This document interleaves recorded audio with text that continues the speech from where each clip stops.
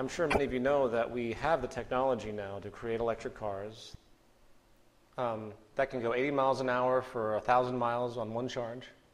You might also know, as a case in point, that the White House during the Bush administration, which was, in fact, the oil cartel in power, made sure their corporate constituents in the oil industry were safeguarded against this new reality by helping to just get rid of the idea of itself, squashing it. In fact, there is no reason why every single car sold could not be electric right now. They aren't, because social progress and human well-being is always second to monetary gain. I'll say that again. Social progress and human well-being is always second to monetary gain. Also, if people cannot make money off of solving social problems, they simply will not be done. Take a look at the horrid, dire destitution in Africa, or simply the rampant and growing homelessness across the world. I think George Carlin actually put it best. Have you ever noticed that the only metaphor we have in our public discourse for solving problems is to declare war on it? We have the war on crime, the war on cancer, the war on drugs. But did you ever notice that we have no war on homelessness? You know why? Because there's no money in that problem.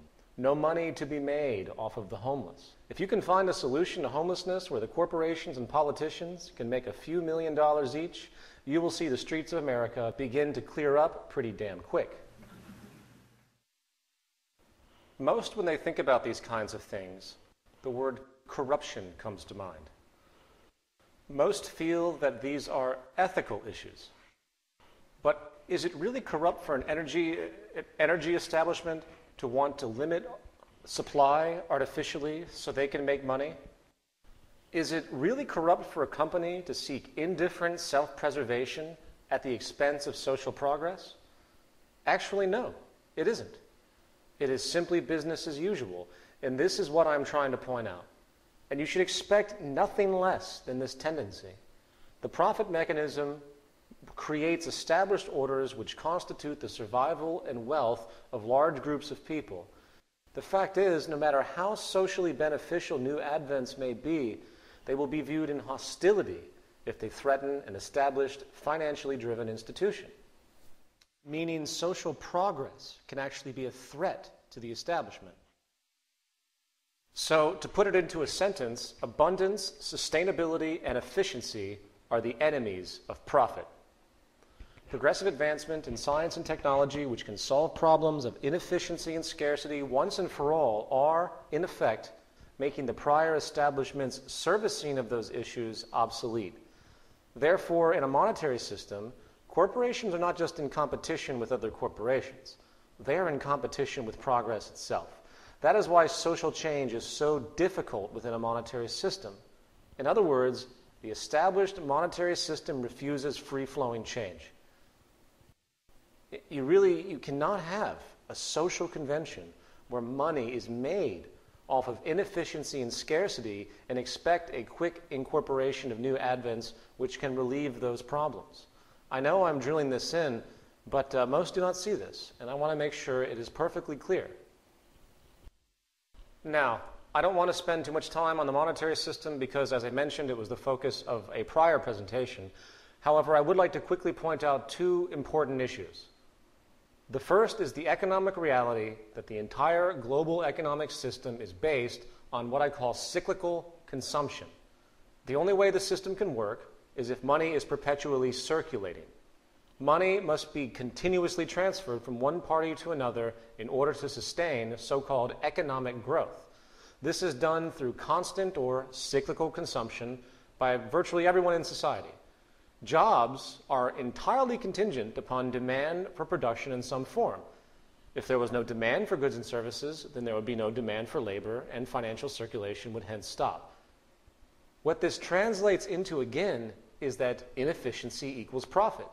The entire system demands problems for it to work. This is not only paralyzing, as we have discussed, but it also creates outrageous amounts of resource waste, irrelevancy, and extremity. The second point I would like to make on this issue, which is much more broad, has to do with the holistic nature of the monetary game in historical practice and the fundamental intent. All societies today, whether termed capitalist or socialist or even communist, are fundamentally based on money. Money is the enabler of possibility within the system itself. Free market capitalism, as it is often called, is now the dominant economic religion of the day. I say religion because when it comes to the cultural perception of this methodology, few today seem to have the ability to even ponder any other options for social operation. They are fully indoctrinated. The free market in practice can be defined as a market in which supply and demand are unregulated except by a country's competition policy and rights in physical and intellectual property are upheld. You'll notice it says unregulated except by the country's competition policy. In other words, there is no such thing as a pure free market. And I know most of us know this, but I want to make the point, for nor could there ever be such a thing as a pure free market without the system despotically self-destructing beyond repair. Why? Because the basis of the free market pursuit, meaning the self-interest-based pursuit and strategic acquisition of market share, the gaming strategy, can only lead to monopolies and cartels. That is the basis of the entire motivation. And it's funny how economists today will deny that up and down. For example, let's say I want to open an electronics store in a relatively small town, say here in Fairfield, Iowa. And at that time, there are 3 other stores in this same area, and therefore I have to compete with them. As time moves forward, I work to streamline my competitive strategies and reduce overhead in such a way that my store becomes the dominant, most affordable distributor of a certain set of items, and everyone in the town flocks to my store over the others for such items. Due to this, 2 of the other 3 stores go out of business and leave town. So at that point, it is just my store and the other competitor in the region, dual competition. Now, since my profits have been so good, I make an executive decision. I decide to attempt to acquire or buy the other competing store in town. Seems reasonable, right? Acquisitions happen all the time. And they agree. So I purchase that store, put my logo on it, and boom, I have a regional monopoly. Likewise, let's assume I didn't purchase the other store, but rather just became friends and in turn partners with them. And we figured out a way to work together and flourish in a non-competitive way. Seems logical, right? Well, guess what? Now I have a cartel. In other words, business is based in part on a gaming strategy to win market share and hence profit. Therefore, it is a natural gravitation to seek dominance in your sector or industry.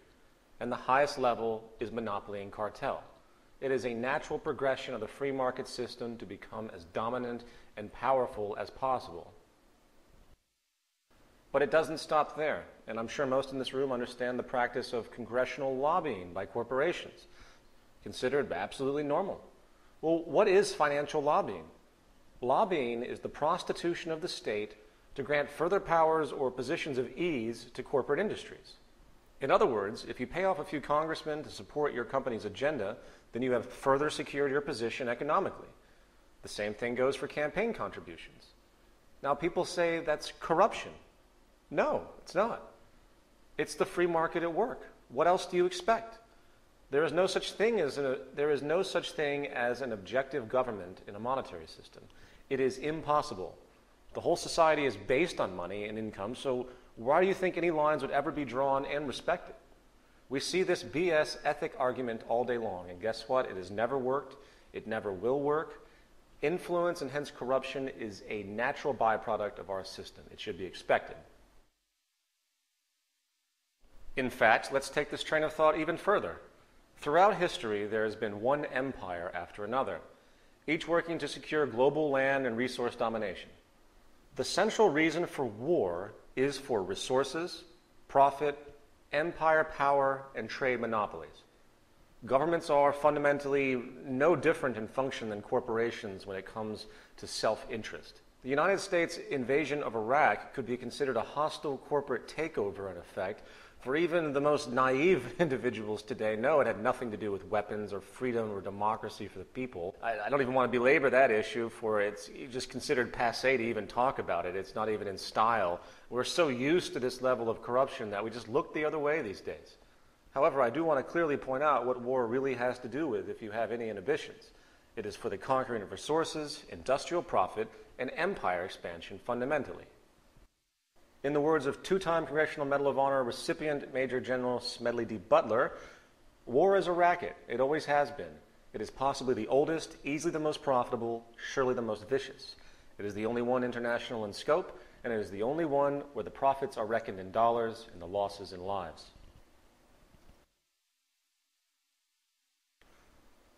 Now, it's important to point out that today the pursuit of profit in the market system is generating a different form of empire, a corporate empire, based on merging economies through trade agreements. It's called globalization.